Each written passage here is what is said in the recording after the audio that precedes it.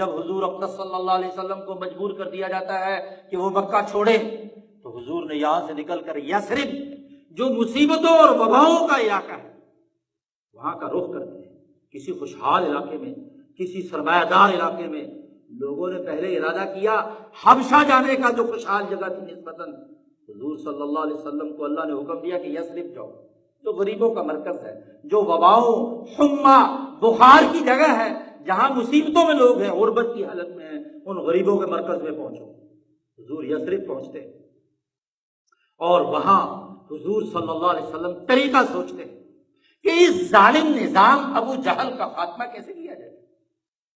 اس سیاسی طاقت معاشی قوت سے وابستہ ہوتی ہے۔ کسی بھی سیاسی آمریت، کسی بھی نظم مملکت کے پیچھے اقتصادی قوت نکال دی جائے تو وہ پورا کا پورا سیاسی نظام دڑام سے گر جاتا ہے۔ حضور صلی اللہ علیہ وسلم نے حکمت عملی بنائی کہ قریش جن کے ہاں کوئی زراعت نہیں، سوائے تجارت کے کوئی چیز ان کی معاشی ترقی کے راستے کی نہیں، اور تجارت کا قافلہ ابو سفیان کا شام گیا ہوا ہے، کیوں نہ اس تجارتی قافلے کو راستے میں کٹ کیا جائے، جی اس معاشی وسائل کو دبا دیا جائے جس کے بلبوتے پر یہ آمریت اور ظلم ابھر رہا ہے۔ حضور صلی اللہ علیہ وسلم نے 313 کی جماعت چند ہتھیاروں کے ساتھ تیار کر کے اس قافلے کو ٹارگٹ بنایا جو 70 افراد پر مشتمل تھا۔ 70 کے مقابلے میں 313 کی طاقت بڑی طاقت تھی، قافلہ روکا جا سکتا تھا۔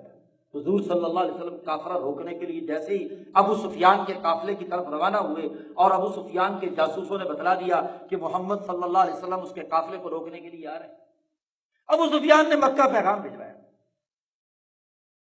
کہ تمہاری پوری کی پوری اگلے 6 مہینے کی دولت ختم ہو جائے گی، جس دولت پر تم اترا رہے ہو، اور استغنا، جس کی بنیاد پر تم مستغنی سرمایہ پرست ہو، وہ تمہاری دولت چاہ رہی ہے، اگر بچا سکتے ہو تو مکے کے سرداروں آ جاؤ۔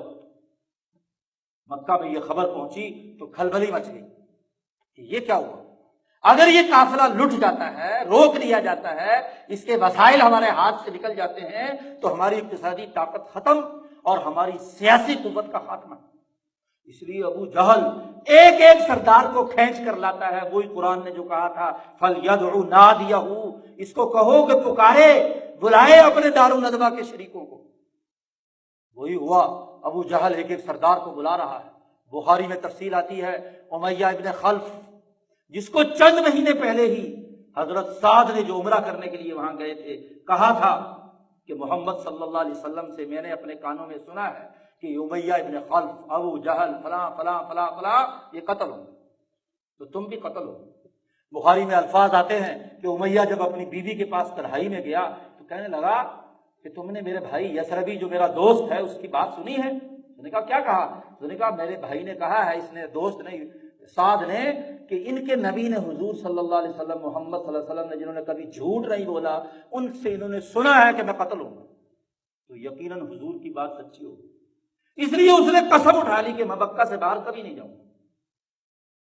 اور جب ابو جہل بدر کے موقع پر بلانے کے لیے آیا تو امیہ ابن خلف چھپ گیا، اس نے کہا میں جاؤں گا تو قتل ہو جاؤں گا۔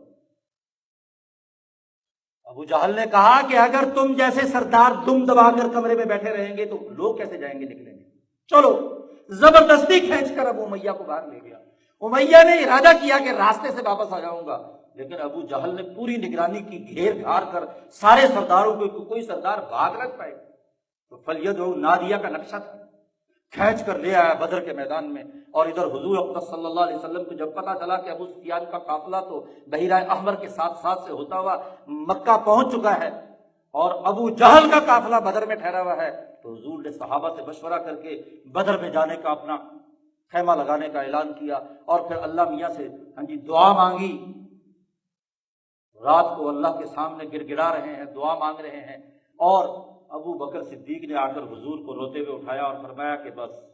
حضور نے فرمایا کہ اے اللہ، اگر تو نے قیامت تک اپنی عبادت کروانی ہے تو ہمیں اس پر فتح عطا فرما۔ میری جتنی طاقت تھی میں نے یہ جماعت تیار کر کے لا کر میدان میں کھڑی کر دی، اگر یہ شکست کھا گئی تو یاد رکھ قیامت تک تیری عبادت کرنے والا کوئی نہیں ہوگا اس کو۔ حضور صلی اللہ علیہ وسلم کی یہ اولو العزم دعا اس نے عرش ہلا دیا، اور حضرت ابو بکر صدیق رضی اللہ تعالیٰ عنہ نے حضور کو مٹی سے آپ کے چہرہ مبارک سے جھاڑتے ہوئے اٹھایا، اور غزوہ بدر کی منصوبہ بندی شروع ہو گئی۔ حضور اقدس صلی اللہ علیہ وسلم نے ایک نیا ملٹری ازم، ایک نیا منظم طریقہ جنگ لڑنے کا متعارف کرایا۔ دنیا میں وہی قومیں فتح حاصل کرتی ہیں جو نئی تنظیم، نئے ملٹری ازم پر جدوجہد اور کوشش کرتی ہیں۔ حضور صلی اللہ علیہ وسلم سے پہلے جنگ کا طریقہ کیا تھا؟ ہجوم ہوتا تھا، ہجومی طور پر ایک ہجوم دوسرے ہجوم سے ٹکراتا تھا، پھر جو بھی کشت و خون ہوتی اور جو فاتح ہو جاتا وہ فاتح ہو جاتا۔ مکے والوں کو یہی طریقہ آتا تھا۔ حضور اقدس صلی اللہ علیہ وسلم نے اپنی 313 کی فوج کو 3 صفیں بنائی، تلوار چلانے والے سب سے نیچے، نیزہ چلانے والے اس سے اوپر ٹیلے پر، اس سے اوپر تیر چلانے والے، اور ان سے اوپر حضور صلی اللہ علیہ وسلم نے اپنا ہیڈ کوارٹر بنایا۔ صفیں بالکل سیدھی کی۔ قرآن کہتا ہے ان اللہ یحب الذین یقاتلون فی سبیلہ صفا کانہم بنیان مرصوص، سیسا پلائی ہوئی دیوار بن کر دشمن کا مقابلہ کرتے ہیں، اللہ انہیں پسند کرتا ہے۔ صحابہ کی یہ تنظیمی طاقت ہے، یہ جدید ملٹری ازم تھا کہ جس نے ان 313 کو ان 1000 پر غلبہ عطا کیا۔ منظم طریقے سے جنگ لڑی جائے تو ایک چھوٹی سی تعداد بھی اکثریت پر غالب آ سکتی۔ آپ صلی اللہ علیہ وسلم کے اس طریقہ جنگ سے غزوہ بدر میں مکے کی پوری سیاسی طاقت کی کمر ٹوٹ کر رہ گئی۔ 70 بڑے بڑے سردار ختم کر دیے اور 70 بڑے بڑے سردار گرفتار کر دیے۔ کوئی قابل ذکر سردار نہیں بچا، یا گرفتار ہو گیا یا قتل ہو گیا۔ صرف ایک سردار ابو سفیان، اور وہ بھی اس وجہ سے بچ گئے کہ وہ اس مال والے قافلے کے ساتھ، ورنہ کوئی قابل ذکر سردار نہیں۔ سیاسی طاقت توڑ دی، اور وہ معاہدہ جو حضور صلی اللہ علیہ وسلم نے قبل از نبوت کیا تھا کہ ہم مظلوم کے ساتھ ہیں، ظالم کے خلاف، اور اس ظلم کو دور کرنے کا وہ قرآنی طریقہ جو 610 عیسوی میں پہلی سورت مبارکہ کی صورت میں نازل ہوا تھا، اس پر عمل درآمد کرتے ہوئے حضور نے سماجی تبدیلی کا عمل مکمل کیا۔ یہ معاہدہ، اس پر خود مکے کے ان ظالموں نے دستخط کیے تھے، اسی معاہدے کی روح سے ان کو راستے سے ہٹا دیا گیا۔ کوئی غیر آئینی، غیر قانونی بات ان کے نقطۂ نظر سے بھی نہیں کی۔ قرآن کی انقلابی حکمت عملی نے انہیں پورا کا پورا راستے سے ہٹا کر ایک طرف رکھ دیا۔ یہی وجہ ہے کہ حضور صلی اللہ علیہ وسلم سے پوچھا گیا کہ یہ معاہدہ حلف الفضول آپ نے زمانہ جاہلیت میں کیا تھا، کیا اسلام آنے کے بعد بھی آپ اس کو مانتے ہیں؟ تو حضور صلی اللہ علیہ وسلم نے فرمایا خدا کی قسم، اگر مجھے 100 سرخ اونٹ دیے جائیں جو اس زمانے کی سب سے بڑی دولت تھی، اور مجھ سے کہا جائے کہ اس معاہدے سے منحرف ہو جاؤ، تو میں کبھی منحرف نہیں ہوں۔ اسی معاہدے کی تکمیل کرتے ہیں اور مکے کی اس سیاسی حکومت کا خاتمہ کرتے ہیں۔